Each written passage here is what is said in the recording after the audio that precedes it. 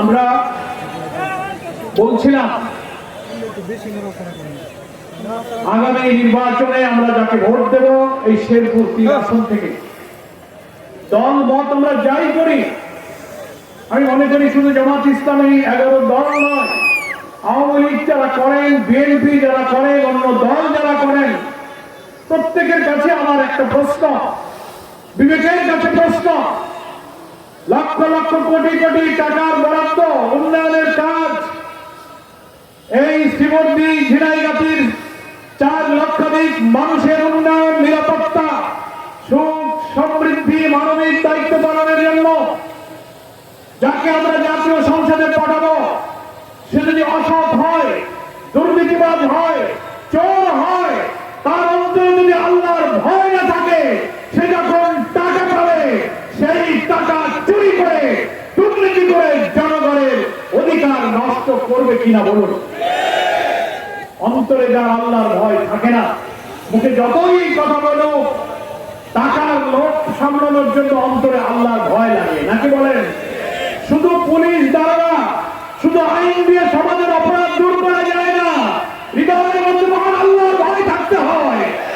কোটি কোটি টাকা আমার হাতে থাকবে, আমার সামনে থাকবে, পাশে থাকবে, কেউ দেখবে না, চুরি করার, আত্মসাৎ করার সুযোগ থাকবে, কিন্তু যার অন্তরে এই চিন্তা থাকবে পৃথিবীর কেউ না দেখুক, সবার চোখ ফাঁকি দিলেও আমি আল্লাহর চোখ ফাঁকি দিতে পারবো না, এই অনুভূতি যার থাকবে সেই হচ্ছে সৎ, সেই হচ্ছে খোদাভীরু। কি বলেন, ঠিক কিনা?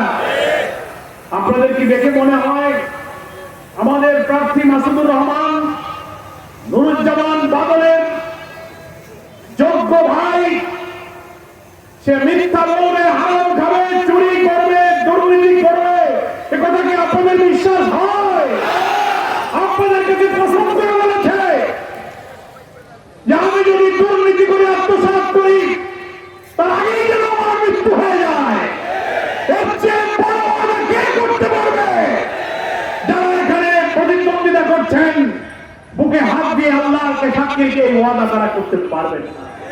কারণ আমরা জানি দুর্নীতি না করলে, টাকা চুরি না করলে, ঠিকাদারি, কন্ট্রাক্টারি, দুর্নীতি, অত্যাচারী, চাঁদাবাজি, মস্তানি না করলে তাদের ভোটে আসার কোন উদ্দেশ্য সফল হয় না। কোটি কোটি ব্যয় করে ভোট করবে, যে তার পরের থেকেই টাকা কামাই শুরু। আর আমরা যাদেরকে প্রার্থী করি তার আর্থিক এমন সামর্থ্য নেই যে লক্ষ কোটি টাকা সে ব্যয় করবে। আপনারা আমরাই পকেট থেকে টাকা দিয়ে তাকে নির্বাচনে প্রার্থী করেছি, নাকি বলেন? ওনারা টাকা দেয়, বাড়ি বাড়ি যায়, মিছিল করলে বিরিয়ানির প্যাকেট, গাড়ি ভাড়া, রাতে রাতে বাড়ি গিয়ে টাকা, ভোটের আগের 3,000 lakh, presiding officer, police officer, এজেন্টদেরকে প্রভাবিত করার জন্য তারা লক্ষ লক্ষ কোটি টাকা ব্যয় করে, নাকি বলেন? আমাদের প্রার্থীদের সেই তৌফিক নাই, অবৈধভাবে সে হারাম টাকা উপার্জন করে নাই, সে উপার্জন তো হারাম টাকা দিতেও পারবে। তাই আমার প্রথম কথা, এই এলাকার মানুষের উন্নয়নের জন্য যদি একটা সৎ মানুষকে আমরা পার্লামেন্টে পাঠাতে চাই, তাহলে মাসুদুর রহমান, মাসুদ ভাইকে দাঁড়িয়ে